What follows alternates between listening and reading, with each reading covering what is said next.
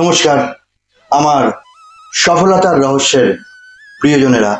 আমি আজকে আপনাদের সামনে একটা অত্যাশ্চর্য ঘটনা তুলে ধরবো। সেটা হচ্ছে আদ্যাপীঠের আদ্দামা এবং মুরাল ভাই। তো আমি এখানে তো বহুবার গেছি এবং আমি বাড়ি থেকে সেবারে বেরোনোর আগে আমি বলেছি যে আমি না ওখানে গিয়ে বসে নিচে বসে প্রসাদ পাবো না, আমি নেবো না, বরং আদ্দামাকে দেখবো, ঘুরবো, মুরাল ভাইকে প্রণাম করব, চারদিকে ঘুরবো, ঘুরে চলে আসবো। আমি কিন্তু ওখানে প্রসাদ খাবো না, বাড়িতে এসে রান্না করে খাওয়া দাওয়া যা হবে তাই খাবো।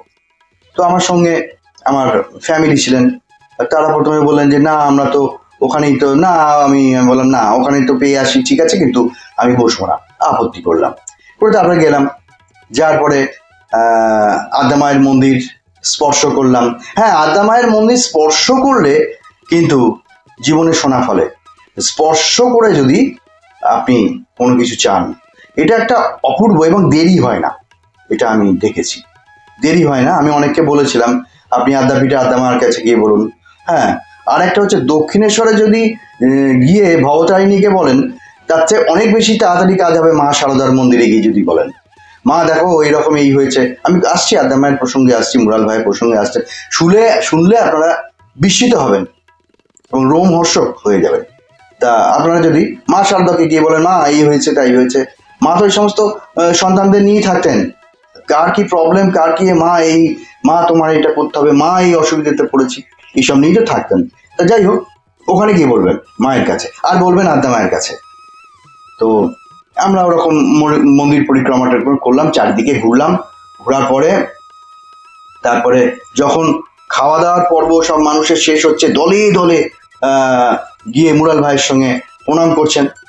তো স্পর্শ করতে দেন না, কারণ আছে, আমরা পাপি টাপি মানুষ, ছুঁয়ে দেবো, ওনার মধ্যে পুরো সাত্বিকতা, উনি প্যারালাল টু গড। আদ্দামায়ের ম্যাক্সিমাম সমস্ত কিছু কৃপা ওনার মধ্যে, আমি প্রমাণটা দিচ্ছি, উনি অন্তর্যামী। আপনি ভাববেন না আমি অতিরঞ্জিত করে কিছু আপনাদের বোঝানোর চেষ্টা করছি, তা একদম না। তারপরে সব মানুষ আহারের প্রসাদ পেয়ে ওনার ঘরে ঢুকছে দলে দলে দলে দলে, আমরাও তাদের দলের মধ্যে ভিড়ে গেলাম, হাসি হাসি মুখে প্রণাম করলাম। তা উনি তো সকলকেই মাথায় পদ্ম দিয়ে দিচ্ছেন, কিন্তু আমরা দুজন গেছিলাম, আমাদের দুজনকে দিলেন না। কিন্তু আমরা একটা বিশাল চাহিদা নিয়ে গিয়েছিলাম আদ্দা মায়ের কাছে, সেটা পূরণ হয়েছে, এটাও বলছি।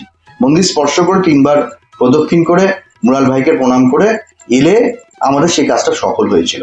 যাই হোক, সেটা অন্য ভিডিও বলা যাবে। এবারে আমরা তো গেছি, প্রণাম করলাম করজোরে, তা উনি আর পদ্মটদ্ম আমাদের ছোঁয়ালেন না তখন।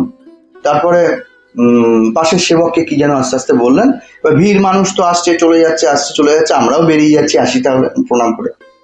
তা সেবক বললেন যে আপনারা যাবেন না, মুরাল ভাই আপনাদের যেতে নিষেধ করছেন দুজনকে, আপনারা এখানে প্রসাদ পেয়ে যাবেন। আমরা যে প্রসাদ না পেয়ে এসছি, আমরা যে খাইনি, কি আশ্চর্য কথা, উনি জানলেন কি করে? বিস্মিত হলাম, আমরা প্রসাদ পাইনি এটা উনি জানলেন কি করে? এত লোক প্রসাদ পেয়ে যাচ্ছে, তাদের মধ্যে আমরা দুজন প্রসাদ পাইনি। তখনই তো আমার গায়ের মধ্যে কাঁটা দিচ্ছে।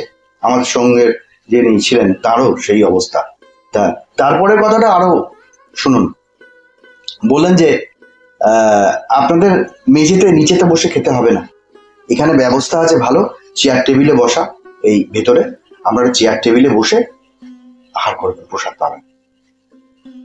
তখন তো মানে গালে ঠাস ঠাস করে চড় মারার মতো হলো। আদ্দামাও চড় মারলেন, আর তার যে একান্ত সন্তান মুরাল ভাইও সেরকম অবস্থা। এত দিনহীন মনে হলো নিজেকে, বাড়িতে বসে যে কথাটা বললাম, আর এখানে উনি সেটা বুঝে ফেললেন, আদ্দামা এখানে বুঝে ফেললেন সেটা, যে মুরাল ভাই এখানে সেটা বুঝে ফেললেন যে এইটা হচ্ছে বাড়িতে আলোচনা হয়েছে। সেই মানুষই এসছে। আর একটা ঘটনা আমার সঙ্গে হয়েছে আদ্যাপীঠে, সেটা আমি পরে বলবো আপনাদেরকে আমি পরে বলবো। তো যাই হোক, তারপরে সেই ভেতরে বসে এসির মধ্যে, এবার বলছেন যে ঠান্ডা ঘর, এসির মধ্যে বসে আরাম করে আপনার এখানে প্রসাদ পেয়ে যান। লজ্জায় মাথা হেঁট হয়ে গেল। ফেরার সময় ওনার কাছে অবনত মস্তকে এরম করে দাঁড়ালাম।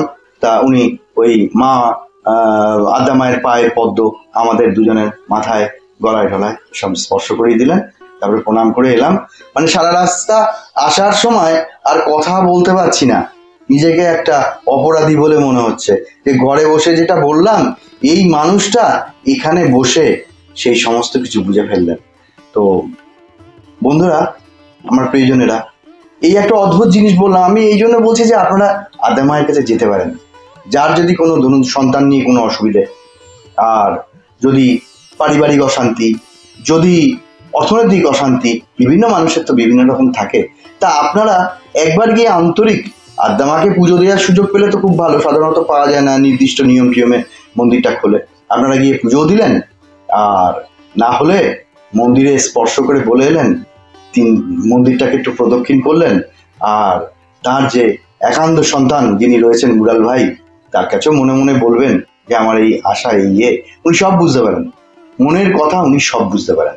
মাথায় ছুঁয়ে দেবেন আদ্যা মায়ের চরণের ওই পদ্ম, মাথায় ছুঁয়ে দেবেন, গায়ে ছুঁয়ে দেবেন, এটাই একটা বড় আশীর্বাদ। তা আজকে এই পর্যন্ত, নমস্কার। আমি অন্য ভিডিও নিয়ে পরবর্তী একটা এপিসোডে আপনাদের কাছে আসবো। আজকে এই পর্যন্ত, নমস্কার।